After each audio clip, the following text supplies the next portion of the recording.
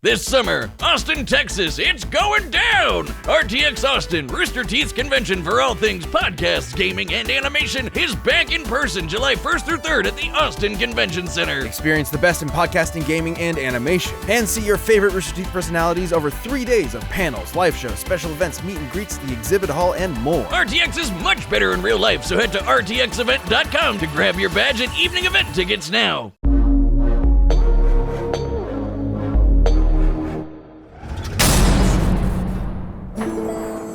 He's the man, the myth, the legend. He's Hercules! Stories of Hercules exist in many iterations, but we'll examine the earliest known accounts, the legend of Hercules. No Disney zero to hero, just the classic Greek myth. And like most ancient Greek stories, it began with Zeus being a total creep. The god of thunder did his thing with a princess by disguising himself as her husband. Oh, what the hell, man? And thus a demigod was born, who was named Alcaeus. But Hera was pretty pissed Zeus had cheated on her yet again, so Alcaeus' human parents renamed him in her honor. Yep, Heracles means glory to Hera. Too bad she had already made up her mind though, and that kid was gonna pay. The child would need some way to survive Hera's wrath, so the goddess of heroes carried out a plan that was, frankly, insane. Athena tricked Hera into nursing the baby Heracles, and her milk gave him supernatural strength unbound, even beyond many of the gods themselves. So strong that he hurt her and caused her to spray milk all over the place like a boob sprinkler, which in turn created the galaxy.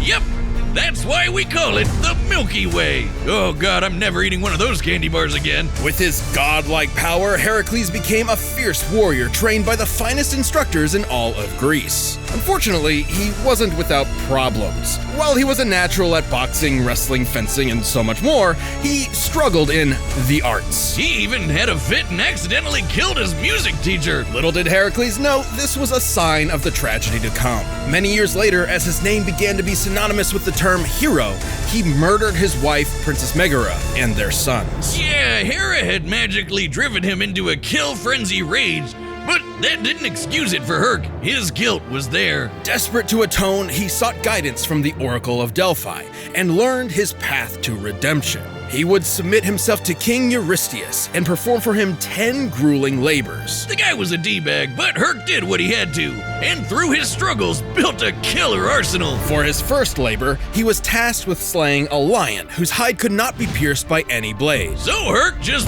beat the lion to death with his bare hands and took the pelt as armor for himself. He defeated a flock of metal, man-eating birds with cortalas so loud no living thing could bear the noise. He battled a multi-headed hydra, cauterizing its necks after each decapitation so the heads would not grow back. A lot of sliced off heads meant a lot of blood spilled, and hydra blood is extra poisonous. Even gods fear it, so Herc dipped his arrows in the stuff for later use. Ooh, on that note, it's time for my weekly taunting of the gods. Yeah, someday that's really gonna bite you in the ass, especially those days you do it during a thunderstorm. What are you thinking? I defy thy divinity, I make my own choices. Alright, well while I go watch Boomstick be smoked to death, come back in a couple days as we cover Heracles' opponent, Sun Wukong, the Monkey King. Hey, you omnipresent assholes, if you can see everything, did you see this coming? Ah!